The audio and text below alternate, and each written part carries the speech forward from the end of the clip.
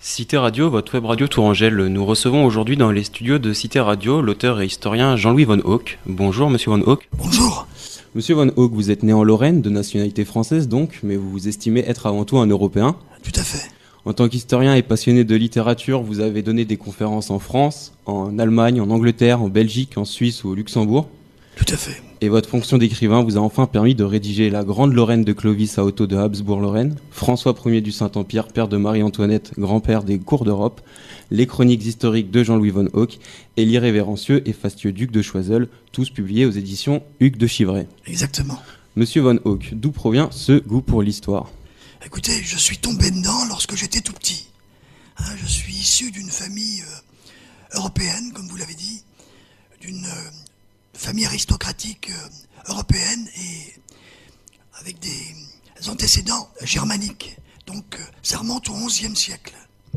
À l'époque, il y avait l'empereur Lothaire de Supplinbourg et un de mes ancêtres était son sénéchal. Donc ça remonte très très loin en arrière. Puis ensuite, pour aller un peu plus vite, je suis revenu avec ma famille, c'est-à-dire que ma famille est arrivée en Lorraine avec le duc de Lorraine Léopold, qui était un ami de l'empereur d'Autriche. Un ami et un cousin de l'empereur d'Autriche. Donc nous sommes devenus français lorsque la Lorraine est devenue elle-même française. Alors votre grand-père aussi a un petit peu aidé à cette passion pour l'histoire ? Tout à fait. Mon grand-père, dès mon plus jeune âge, m'a donné ce goût pour l'histoire et m'a promené un peu dans toute l'Europe avec mon père et ma mère. Et comme nous étions des amis de Otto de Habsbourg et de l'ancien empereur d'Autriche, cela m'a permis de côtoyer pratiquement tous les jours ou au quotidien des personnages de l'histoire. Alors je pourrais en citer beaucoup. Je pourrais citer Otto de Habsbourg, je pourrais citer bien sûr toutes les histoires que m'a raconté mon grand-père et toutes les histoires que m'a raconté mon père. Et puis je pourrais vous raconter ce qui défilait dans mon salon, c'est-à-dire des personnages historiques. Alors, au dehors d'Otto de Habsbourg, il y avait beaucoup d'écrivains. Il y avait Paul Morand, il y avait Louis Aragon, il y avait Romain Gary, il y avait beaucoup d'autres personnages que je côtoyais lorsque j'étais enfant et adolescent. Ce qui m'a permis ensuite d'avoir un goût très sûr pour l'écriture et l'histoire, puisque ces personnages m'ont permis effectivement d'entrer dans ce métier d'une manière ludique et donc d'une manière très très très passionnée. D'accord. Alors on va parler un petit peu de votre livre quand même. Pourquoi vous avez choisi ce personnage du duc de Choiseul ? Alors j'ai choisi ce personnage d'une manière totalement spontanée, mais parce que je le connais depuis ma plus tendre enfance. Je connais ce personnage au travers des paroles de mon grand-père et des paroles de mon père. Et ma compagne ici présente, Isabelle, m'a donné l'idée de faire ce livre, puisqu'elle est native d'Amboise, et naturellement, elle m'a rappelé, au cours de nos conversations, que, effectivement, le duc de Choiseul était implanté à Chanteloup, dans son château, en tant que gouverneur de Touraine, et qu'il avait ce fameux château aujourd'hui disparu, qui se trouvait à quelques lieues même du centre-ville d'Amboise, où est née ma compagne. Donc effectivement, cela m'a rappelé à l'idée de ce duc qui est effectivement né en Lorraine, à Nancy, qui est devenu, j'avance un peu rapidement, le premier ministre de Louis XV, et ensuite, il s'est implanté à Chanteloup, tout près d'Amboise. Donc effectivement, cela m'a donné envie de parler de ce personnage, puisque je suis installé à Tours, et je me suis dit que cela pourrait intéresser beaucoup les Tourangeaux. Parce que c'était un personnage fascinant, un personnage absolument captivant, un personnage qui a beaucoup fait pour la Touraine, un personnage qui a beaucoup aidé les Tourangeaux. Alors je donne quelques exemples. C'est un homme qui, lorsqu'il y avait un baptême, il aidait donc les familles. Lorsqu'il y avait un mariage, c'était pareil, il aidait les familles. Lorsqu'il y avait un enterrement, c'était pareil. C'est-à-dire que c'était un personnage qui aidait les pauvres et les personnages de sa commune, mais au-delà, les personnages de la région. C'est un personnage aussi qui a nommé un intendant à Tours, qui s'appelait Ducluzel, et qui a profondément modernisé la ville de Tours. Au niveau des infrastructures, au niveau des ponts, au niveau de la tranchée. C'est-à-dire que c'est un personnage qui a énormément apporté à la Touraine, a modernisé la Touraine. Et au-delà de ce qu'il a fait en Touraine, il a modernisé la France, il a modernisé le ministère de la guerre, c'est-à-dire la marine. Il a modernisé tout ce que l'on appelle la diplomatie aujourd'hui européenne. On y reviendra un petit peu après, mais pour commencer, où vous êtes-vous rendu pour justement écrire ce livre, puisqu'on sait que ce personnage est natif de Lorraine, qu'il a été gouverneur en Touraine. Combien de temps cela vous a-t-il pris pour réaliser cet ouvrage? Alors, comme le rappelle mon éditeur, j'ai mis à peu près 4 ans pour réaliser cet ouvrage. Mais en fait, 4 ans, ça représente 3 ans de recherche au niveau des archives et 1 année d'écriture. Mais comme je vous le disais au début de notre entretien, ce livre, je le porte en moi à travers mes connaissances historiques depuis quasiment l'âge de 10 ans. Puisque auparavant, on ne peut pas trop retenir ce que nous disent nos parents. Mais à partir de 10 ans jusqu'à aujourd'hui, c'est-à-dire près de 50 ans, je connais cette histoire de la famille Choiseul. Donc, le duc de Choiseul, je le portais en moi. Et, si vous voulez, c'est le résultat de ce que je connais depuis très très longtemps. J'ai un atout dans cette histoire, c'est que j'ai pu bénéficier des archives personnelles de ma famille qui traitent du duc de Choiseul. Puisque nous avions des relations dans ma famille avec des personnages de ce genre et avec des familles comme la famille Choiseul. Donc, effectivement, j'avais, comment dirais-je, beaucoup d'atouts. Mais j'ai également visité Vienne au travers mes autres écritures, au travers mes autres écrits, au travers mes autres manuscrits. Et donc, à Vienne, il y avait des archives concernant le duc de Choiseul. À Rome, il y avait des archives concernant le duc de Choiseul. De par ma famille, j'avais découvert également des archives lorsque j'avais écrit La Grande Lorraine sur le duc de Choiseul à Buckingham, puisque je suis famille avec une famille qui est proche de la reine d'Angleterre. Et naturellement, j'avais également retrouvé des archives au Palacio Real à Madrid, puisque je suis également famille du côté de mon père, du côté de la famille royale espagnole. Donc j'ai pu me permettre, avec toutes ces archives extraordinaires, de faire ce livre d'une manière inédite, puisque je révèle un certain nombre de choses qui me permettent, et qui permettent surtout aux lecteurs d'apprendre certains côtés de la vie du duc de Choiseul qui n'ont été que très rarement évoqués.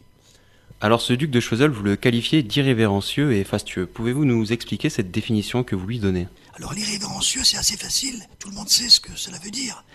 C'est-à-dire que c'est une espèce de manque de révérence. En fait, j'ai voulu souligner cela parce que, effectivement, la caractéristique du duc de Choiseul, c'est d'être un homme libre. C'est-à-dire que c'est un grand aristocrate, bien entendu, de son temps, un grand aristocrate du siècle des Lumières, et c'était surtout un homme qui avait le désir d'être libre, tout en ayant des fonctions importantes, tout d'abord au niveau de l'armée, et ensuite au niveau de la diplomatie, et ensuite au niveau de la gouvernance française. C'était un homme qui avait un goût pour la liberté. Mais l'irrévérencieux, ça veut dire aussi qu'il n'était pas là pour écouter tout ce qu'on lui disait ou tout ce qu'on lui conseillait à la cour du roi. Il n'était pas là non plus pour écouter tout ce que le roi lui donnait comme, j'allais dire, comme directive. Il était là pour gouverner la France et c'était lui qui disait au roi « Mais écoutez, nous pourrions faire cela plutôt que ceci, ou nous pourrions faire ceci plutôt que cela. » Et donc, il n'écoutait pas forcément ce que lui disait Louis XV. D'ailleurs, pour la petite histoire, il n'était pas très aimé de Louis XV, mais Louis XV l'a choisi à travers le choix qu'avait fait la marquise de Pompadour, parce que c'était l'homme le plus brillant de son temps, et donc il servait la France au mieux. Et il l'a gardé pendant 12 ans justement pour cela, parce qu'il était bien sûr irrévérencieux, mais il était surtout l'homme le plus à même de conduire la France. Et comme je vous le disais tout à l'heure, il était là pour moderniser le pays. Il était là pour moderniser le royaume de France qui avait tant souffert depuis la guerre de 7 ans. La guerre de 7 ans, entre guillemets, je l'explique souvent au micro des différentes radios que je fréquente, c'était aujourd'hui, les gens l'ont oublié, on pourrait dire aujourd'hui que c'était la guerre de 7 ans, c'est la première guerre mondiale, pour la resituer. Et donc elle avait fait beaucoup de tort à la France, qui avait perdu à l'époque beaucoup de son importance au niveau international. Le Canada? Oui, qui avait perdu, bien sûr, comme vous le dites très justement, de nombreuses colonies. Donc naturellement, le duc de Choiseul était là pour mettre de l'ordre. Et comme c'était un homme brillant, intelligent, qui avait une énorme capacité de travail, il a remis la France d'aplomb, si je puis dire. Et le côté fastueux du duc de Choiseul, est-ce que c'est parce que c'était un homme du XVIe siècle qui vivait au XVIIIe siècle, comme vous le dites vous? On pourrait le présenter comme cela, puisque je l'ai fait dans mon livre. Mais il était fastueux parce qu'il avait des goûts de faste. Dès le départ, même quand il était à l'armée, il ne s'habillait pas comme tout le monde. C'est-à-dire qu'il mettait beaucoup d'argent dans ses tenues. C'était un homme qui avait un goût particulier pour l'élégance. Il était non seulement élégant naturellement, mais il était également élégant dans sa tenue. Bien entendu, il a pu être élégant et fastueux aussi, et ça je le répète et je le souligne dans mon livre, parce qu'il a fait un mariage exceptionnel. Alors justement, le 12 décembre 1750 a eu lieu le mariage entre Louise Honorine Crozat de Châtel et Étienne François de Choiseul. Quelle fut l'importance de ce mariage pour Étienne François de Choiseul? Alors il a marié, comme vous le dites, la fille de l'homme le plus riche du monde. Il faut rappeler qui était Antoine Crozat, qui était le grand-père de la future femme de Choiseul. C'était l'homme qui possédait la Louisiane. C'était le plus grand banquier de Louis XIV. Donc c'était un homme exceptionnel qui avait réussi à concentrer une richesse considérable. Et c'est la petite fille de ce personnage que marie le duc de Choiseul. Donc effectivement, il s'est retrouvé, à travers ce mariage, avec une fortune considérable. La fortune la plus importante de France, à part, bien entendu, les fortunes royales et les fortunes du roi. Donc ce que l'on peut dire aujourd'hui, c'est qu'effectivement, il a pu encore davantage vivre dans le faste. Donc il vivait dans un hôtel particulier à Paris qui était absolument extraordinaire, somptueux. Et il a pu construire, grâce à cela, Chanteloup, que l'on a connu, qui était un château exceptionnel, qui était le plus beau château de l'époque, de son temps. Alors, que peut-on dire quand même de la place des femmes dans la cour royale pendant le siècle des Lumières? Alors, la marquise de Pompadour était un personnage exceptionnel, puisque elle avait été non seulement la favorite de Louis XV, mais également celle qui avait le pouvoir et l'intelligence de nommer les principaux personnages qui étaient là pour gouverner la France. Donc effectivement, la marquise de Pompadour, c'est elle qui a permis au duc de Choiseul d'arriver au pouvoir. Et c'est elle qui l'a protégé pendant toute sa vie.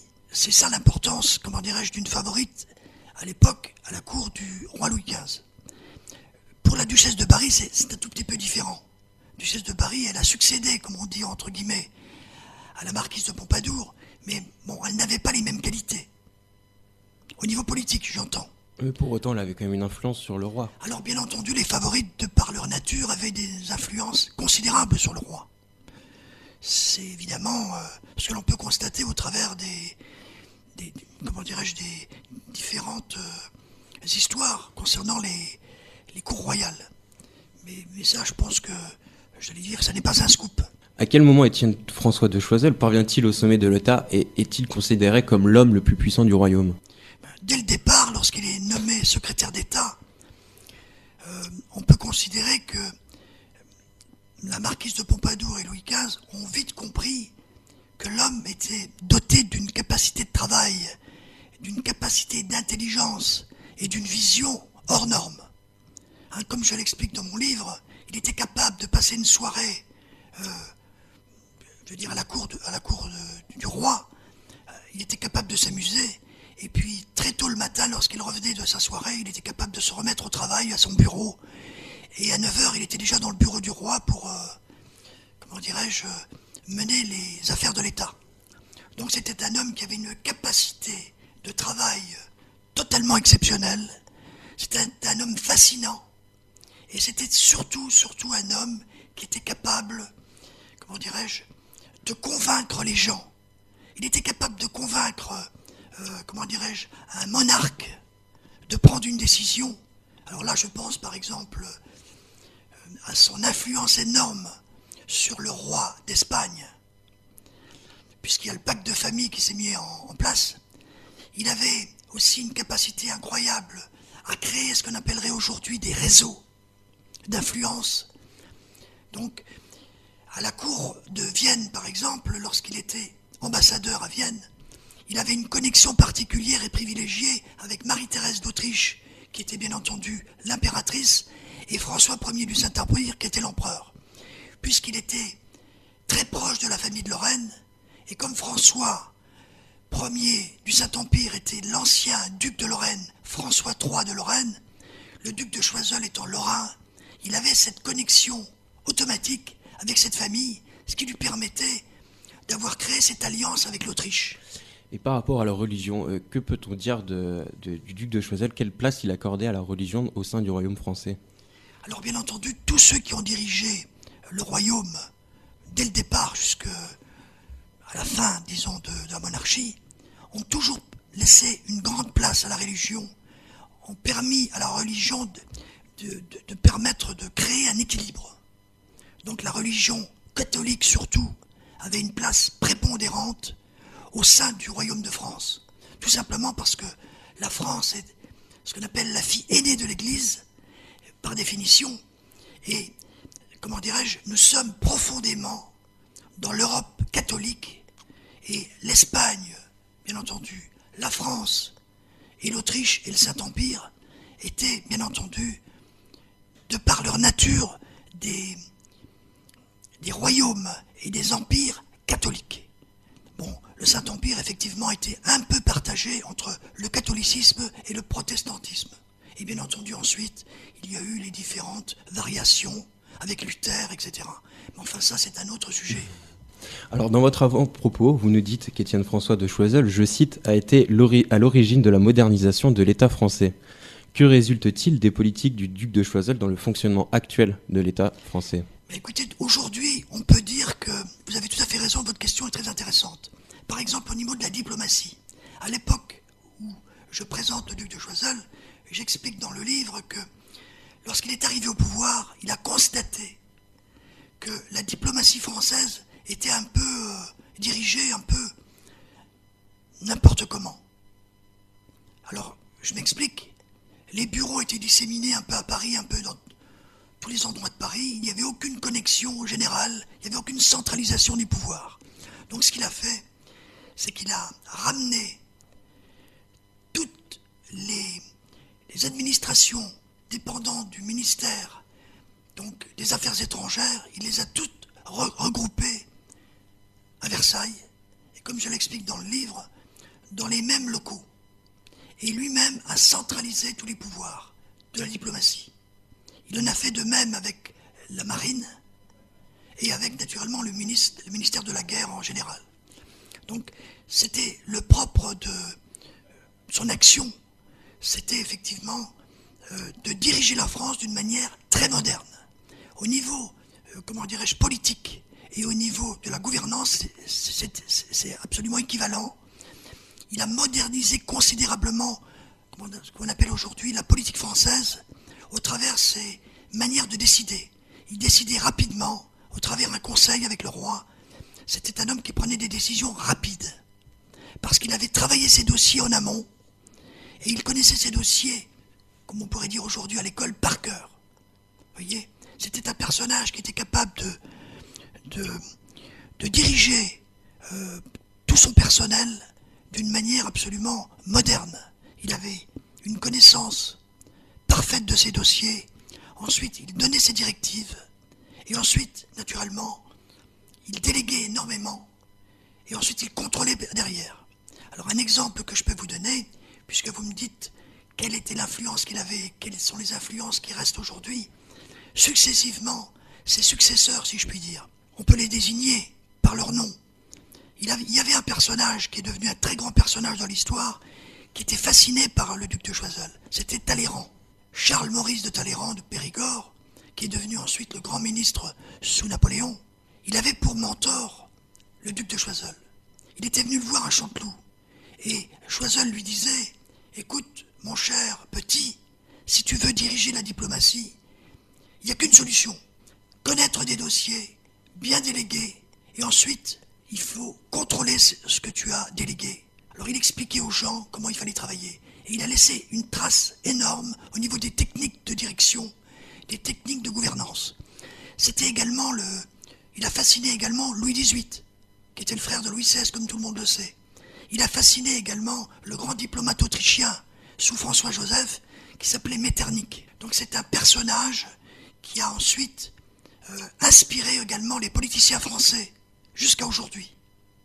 Au moment où sa gouvernance, il y a eu quand même des affaires qui ont été un petit peu malmenées, si on parle de l'affaire de Bretagne par exemple, qui a été difficilement gérée par le duc de Choiseul, conduisant même le roi à perdre confiance en son ministre. Alors, je ne suis pas tout à fait d'accord avec vous, parce que quand j'évoque l'affaire de Bretagne, je veux dire que il est très difficile dans un royaume, lorsque vous avez un homme qui gouverne, qui est quasiment Premier ministre, il était quasiment appelé en France le vice-roi, d'avoir un certain nombre d'idées. Donc l'affaire de Bretagne, c'est la résultante entre un roi qui ne veut pas prendre de décision, un Premier ministre qui lui dit ce qu'il faut faire, et puis naturellement, ce que l'on appelle aujourd'hui une espèce de réaction de la part des parlements régionaux qui essayent de se lever face à la monarchie.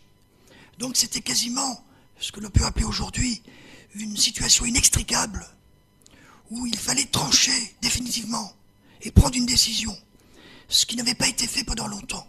Donc ça a traîné, ce qu'on appellerait aujourd'hui, ça a pourri la situation. Et donc ça a entraîné à ce genre de situation inextricable et politiquement ingérable. Mais à la donc ce n'est pas une erreur du duc de Choiseul, c'est que le duc de Choiseul n'avait pas les mêmes idées sur ce sujet que le roi Louis XV. Le duc de Choiseul, dans cette situation, était partagé. Il voulait, lui, prendre une décision qui ne nuit ni au Parlement, ni à la royauté, donc ni à la monarchie. Il voulait ménager la chèvre et le chou. Malheureusement, le roi ne lui a pas permis.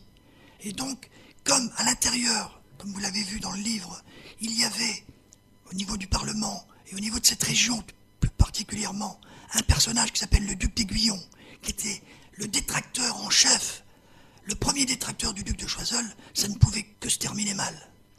Donc effectivement, je crois que dans cette histoire, le duc de Choiseul a été victime d'une espèce d'injustice politique. Mais il en va toujours ainsi lorsque vous avez en face de vous un détracteur, un homme qui veut votre place, qui veut se mettre à votre place.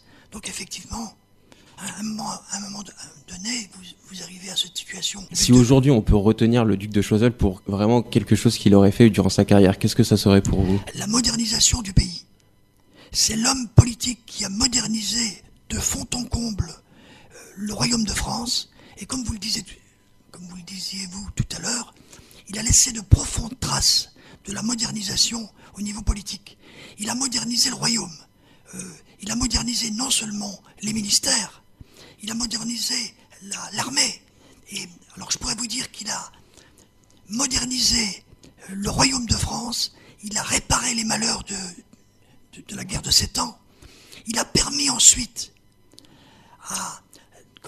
la bataille, par exemple, il a permis ensuite la libération au travers de ses réformes de l'Amérique, c'est-à-dire il a permis à Louis XVI et à Lafayette d'aider les États-Unis à se libérer du joug anglais grâce à la modernisation de la flotte. Il a bien entendu été l'acteur principal et l'artisan du mariage, comme vous l'avez dit, entre Marie-Antoinette et Louis XVI, puisqu'il avait une connexion privilégiée avec la famille autrichienne, et donc avec l'empereur François Ier et avec Marie-Thérèse. Donc il a beaucoup, comment dirais-je, d'atouts. Et il a réalisé des choses considérables au service du pays, mais également au service de l'Europe. Ça a été un Européen avant l'heure. D'ailleurs, il était très craint par l'impératrice de Russie, la Grande Catherine, et il était absolument craint également par Frédéric II, qui était le roi de Prusse. C'était un personnage qui mettait très haut le pouvoir français. C'est-à-dire qu'à son époque, la France était à son firmament au niveau de l'importance qu'elle pouvait avoir en Europe. Et lorsqu'on avait ce pouvoir en Europe, on avait ce pouvoir dans le monde, puisque celui qui, à l'époque, était considéré comme le leader, il était le leader du monde, puisque c'était l'Europe qui rayonnait. Alors, diplomate et stratège militaire, le duc de Choiseul était aussi un grand amateur d'art et de littérature. Alors, que pouvez-vous nous dire sur sa relation avec Voltaire ? Alors, bon, Voltaire avait un mot pour le qualifier. Il disait du duc de Choiseul, c'est un magicien, un prestidigitateur. C'est-à-dire que c'était un homme du monde, un homme de son siècle, un homme du siècle des Lumières, un homme qui était particulièrement brillant, très intelligent, très instruit, très cultivé. Un homme qui, bien entendu, de par sa propre situation au sein de sa famille, très érudite, était bien entendu proche des intellectuels. Donc, il avait comme ami, comme vous le dites, Voltaire, parce que Voltaire admirait le duc de Choiseul. Mais la réciproque était également vraie. Donc Voltaire est devenu un ami personnel du duc de Choiseul, et tous les intellectuels, Rousseau, Diderot, enfin les autres, étaient proches du duc de Choiseul, parce que le duc de Choiseul non seulement les aimait beaucoup, les appréciait, mais les protégeait, et leur permettait de faire ce que l'on appelle aujourd'hui leur métier, indispensable dans un royaume du siècle des Lumières. Donc effectivement, il avait un rayonnement sur eux, et il a permis à la France d'avoir un rayonnement, parce qu'il protégeait ces personnages exceptionnels. Donc ça, c'est aussi à mettre au crédit du duc de Choiseul. Au niveau des arts, proprement dit, et au niveau... Car il avait une collection de peintures qui était grandiose. Exactement. Donc on peut dire que c'était le plus grand collectionneur de son temps. Et vous dites même que l'enchère qui a eu lieu au moment de la vente de ses biens a été l'une des plus importantes de l'histoire. C'est bien ça ? Absolument. Absolument, parce que il avait réussi à collectionner, il avait réussi à rassembler une collection exceptionnelle de tableaux. Alors, on peut parler des tableaux. Il y avait bien sûr des tableaux, la fameuse collection flamande, la collection espagnole, la collection française, bien sûr, la collection italienne.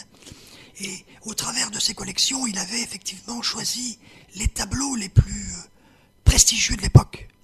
Et il avait la possibilité, bien entendu, de les acquérir, de par sa fortune. Mais il avait également un goût très sûr. C'est-à-dire que c'était non seulement un collectionneur, mais c'était un esthète. Un homme qui était capable de choisir parmi les tableaux celui qui était le plus rare au niveau de la réalisation. Donc il avait un goût très sûr. Il aurait pu être marchand de tableaux, par exemple. Il aurait même pu être critique d'art.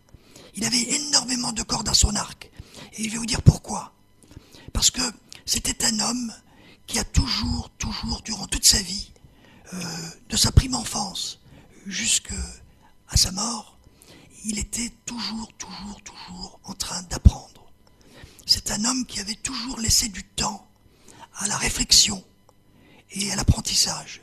Il le disait lui-même, je suis tous les jours capable d'apprendre quelque chose de nouveau, parce que je suis là, toujours pour apprendre et pour étudier ce que je ne sais pas. D'ailleurs, au départ, il le dit, je suis ignorant de beaucoup de choses, mais ce qui m'amène à les connaître m'amène ensuite à les défendre. Donc c'est un homme qui étudie toute sa vie, et ce qui lui permet certainement être plus brillant que les autres, parce qu'il ne s'est jamais reposé sur ses lauriers. Alors, à la fin de sa vie, on l'avait évoqué tout à l'heure, le duc de Choiseul est exilé de la ville de Paris et il vient s'installer en Touraine. Est-ce que vous pouvez revenir un petit peu sur ce passage de la vie du duc de Choiseul, s'il vous plaît ? Oui, tout à fait. Lorsqu'il est disgracié, on en a parlé brièvement tout à l'heure, on s'est rendu compte qu'il avait tellement de détracteurs qu'il il avait plus tellement envie, si vous avez lu entre les lignes dans le livre, je le fais comprendre, il avait plus tellement envie de rester au pouvoir, parce que lorsque vous avez devant vous de nombreux personnages qui veulent votre perte, ça sert à plus rien de gouverner. Alors à plusieurs reprises, il a essayé de démissionner, et le roi Louis XV avait essayé de l'en dissuader, et ensuite il a profité, je puis dire, de l'arrivée de la comtesse du Barry pour ne pas accepter cette position et pour ne pas laisser de choix à Louis XV. Et Louis XV s'est dit, comme il n'accepte pas ma favorite, il ne me reste plus qu'à accepter sa démission. Donc il a précipité sa démission, mais il n'avait plus tellement envie de gouverner. Parce qu'à son avis, il s'est dit, avec ce roi très faible, avec ce roi Louis XV qui est très faible, qui est neurasthénique, qui est très difficile à convaincre, avec ce roi qui est un peu lâche, qui a du mal à prendre des décisions, je ne pourrais pas continuer à gouverner. Et comme il était déjà arrivé à une 12aine d'années de gouvernance, il s'est dit, je préfère quitter le pouvoir, dans l'espoir peut-être de revenir un peu plus tard. Donc le roi lui intime l'ordre de s'exiler à Chanteloup. En faisant cela, il lui fait naturellement, comment dirais-je, une faveur, parce que habituellement, lorsqu'on exile quelqu'un, on l'exile dans ses terres les plus lointaines, pour se débarrasser de lui. Mais comme il avait il devait beaucoup à Choiseul, le roi Louis XV, parce que Choiseul était un personnage à l'époque qui était devenu incontournable. Donc il s'est dit, je vais l'exiler exceptionnellement là où il est gouverneur, donc en Touraine, dans son château de Chanteloup. Donc là, il lui a fait une faveur.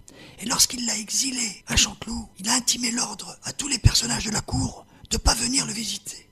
Pourtant, c'est ce que Choiseul a fait tout au long de son séjour à Chanteloup. Il a invité toutes les personnes les mieux placées en Europe et en France. Alors on peut se poser la question pourquoi, et la réponse elle est toute simple. Le roi, au départ, exile les personnes et il leur dit « N'ayez plus de contact avec la cour, n'ayez plus de contact avec les personnages importants. » Et ce que l'on remarque, c'est qu'il avait tellement de fascination. Il avait une fascination sur tout le monde. Il exerçait une fascination sur tout le monde. Et donc les gens étaient curieux de le rencontrer. Donc ils n'ont pas écouté les ordres du roi. Et ils se précipitaient en Touraine, à Chanteloup, pour venir le visiter. Et pour écouter, comment dirait aujourd'hui, l'oracle. Pour écouter les conseils d'un personnage qui les avait toujours fascinés. Donc ils sont venus le visiter par curiosité. Ils sont venus le visiter parce qu'ils étaient fascinés. Ils sont venus le visiter aussi pour admirer son château qu'il avait réalisé, qui était absolument une véritable splendeur, non seulement au niveau de l'architecture, mais également au niveau des jardins, au niveau, comme vous l'avez dit, par exemple, des arts, à travers les tableaux, mais également au niveau de la bibliothèque. Vous voyez, il avait une des plus belles bibliothèques d'Europe.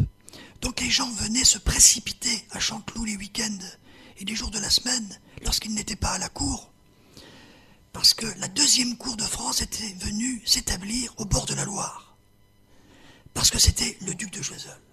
Alors, qui est devenu le château de Chanteloup à la mort du duc de Choiseul ? Alors, ce qui est absolument extraordinaire, c'est qu'en Touraine, il a existé ce château, qu'on appelle aujourd'hui le château évanoui, le château disparu. Et aujourd'hui, il n'en reste plus rien, à part la pagode, qui était une infime partie du château. À l'époque, on appelait la pagode, on l'appelait la chinoiserie, on l'appelait, vous voyez, c'était j'allais dire, la petite cerise sur le gâteau. D'accord. Mais où est passé ce château ? Oui, puisqu'il avait l'air quand même immense. Voilà. Alors, bien entendu, il a été victime, j'allais dire, des successeurs et des acquéreurs. Car l'épouse du duc de Choiseul l'a vendu à la mort du duc dans un premier temps. Donc ce qui s'est passé, c'est très simple. Lorsque le duc meurt, effectivement, comme je l'explique dans le livre, il est quasiment ruiné, puisque le roi et ses collaborateurs lui ont enlevé toutes les pensions qu'il avait. Ce qui était d'ailleurs d'une manière très anti-chevaleresque, je dirais. C'est un acte anti-chevaleresque. C'est ce qui s'est passé au niveau, disons, du retrait des pensions de Choiseul. C'est absolument immonde, ignoble, ce qu'ils ont fait pour lui. C'est d'une injustice incroyable. Quand on pense que tout ce qu'il avait fait pour le royaume de France, ce qui lui est arrivé là, c'est complètement ignoble. Mais enfin, passons. Donc ce que je veux dire, c'est que lorsque le duc de Choiseul meurt, il est quasiment ruiné puisque le roi lui enlève toutes ses pensions. Et son épouse, qui est très digne, qui est une dame absolument exceptionnelle, elle l'a prouvé par la suite, tient à régler ses dettes jusqu'au dernier centime. Donc elle s'évertue à vendre le château. Et comme le château était tellement prestigieux, elle ne pouvait pas le vendre facilement. Elle a dû trouver un acquéreur capable de le payer. Et le seul acquéreur qui avait cette fortune capable de régler ce château, c'était le duc de Penthièvre.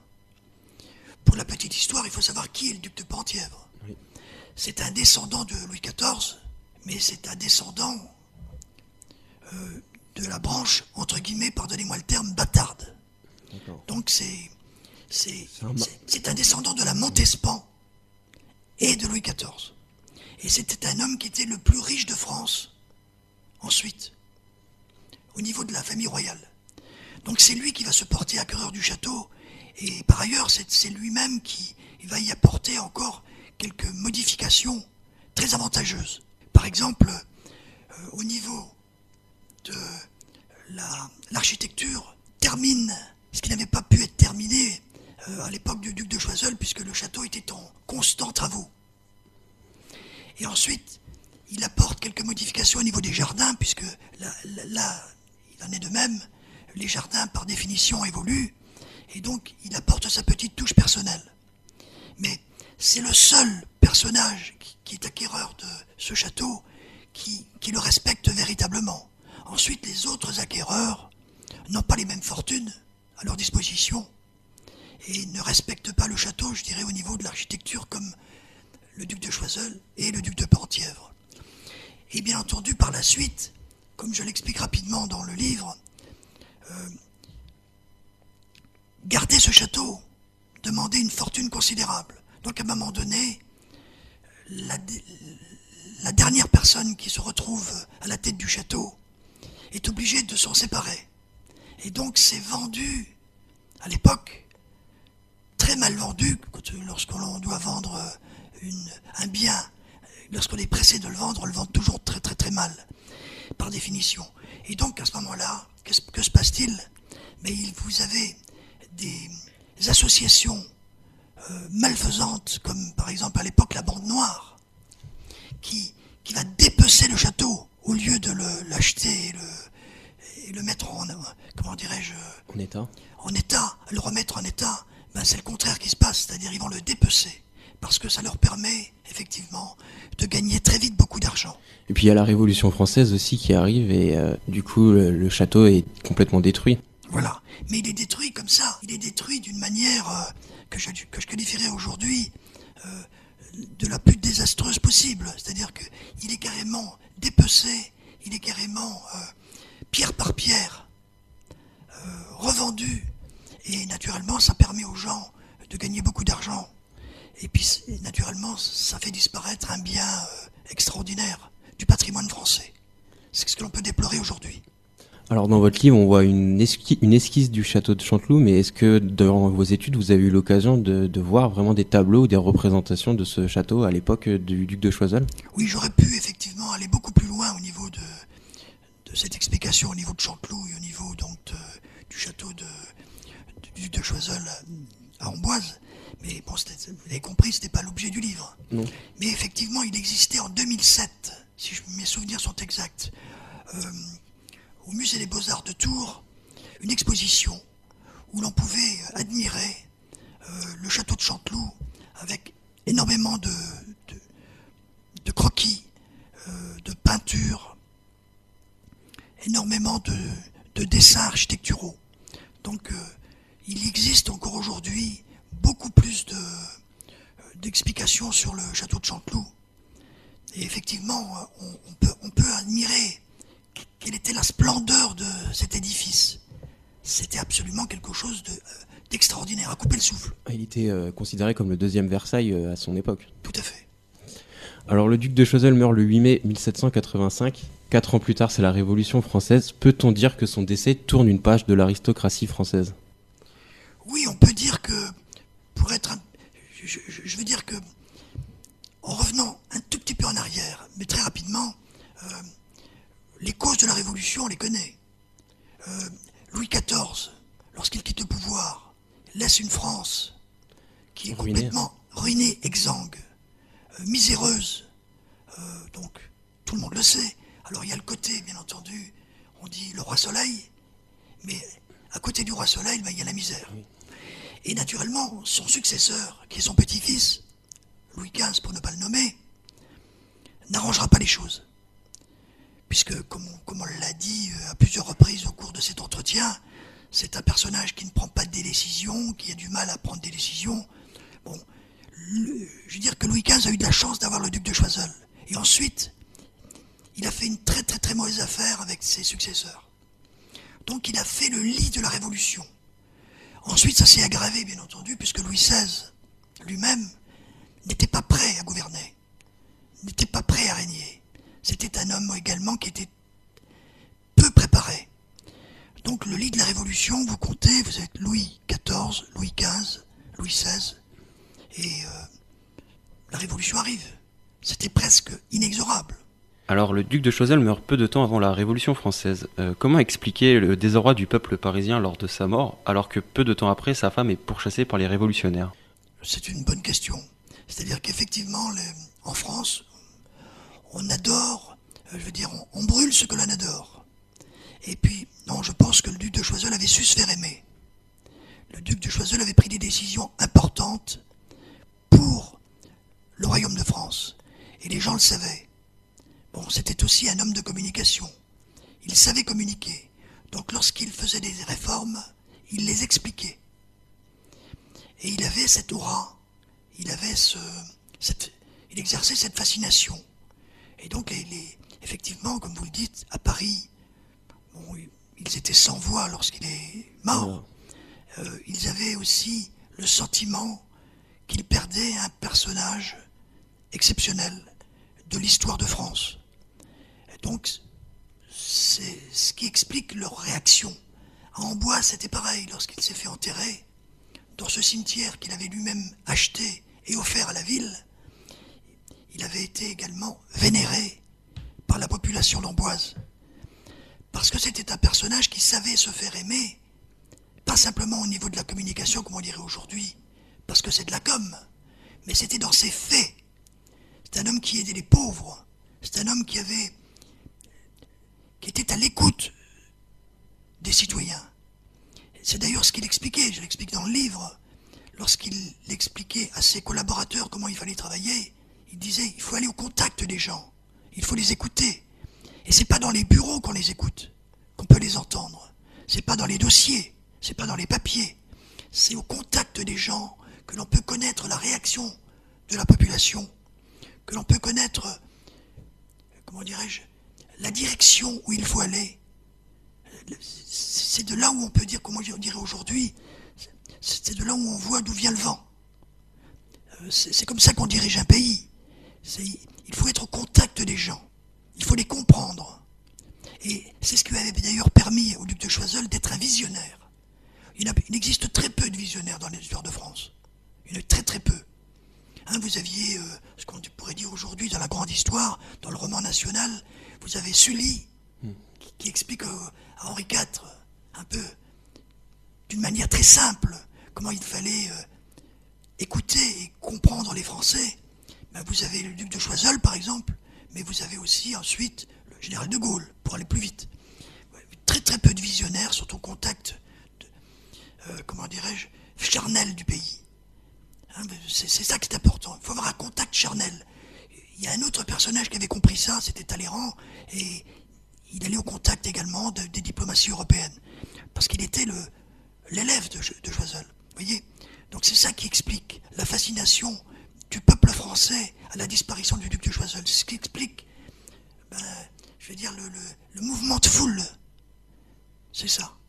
D'accord, eh bien c'est ce qu'on retiendra alors du duc de Choiseul, de son contact charnel avec la population française, avec son peuple. Et je vous remercie alors, monsieur von Hauck, d'être venu nous parler de votre livre, donc L'irrévérencieux et fastueux duc de Choiseul, qui est paru en 2017 aux éditions Hugues de Chivray. Si vous voulez rajouter quelque chose. Oui, ce que je peux rajouter, c'est que ce qu'il reste véritablement du duc de Choiseul, c'est que c'est un personnage qui a considérablement aidé le pays à se transformer. Ça, c'est ce qu'il faut retenir de ce personnage, et que c'était le personnage le plus exceptionnel au niveau politique du siècle des Lumières. Et pour les Tourangeaux, il faut leur dire que la ville de Tours et la Touraine a profondément été modernisée,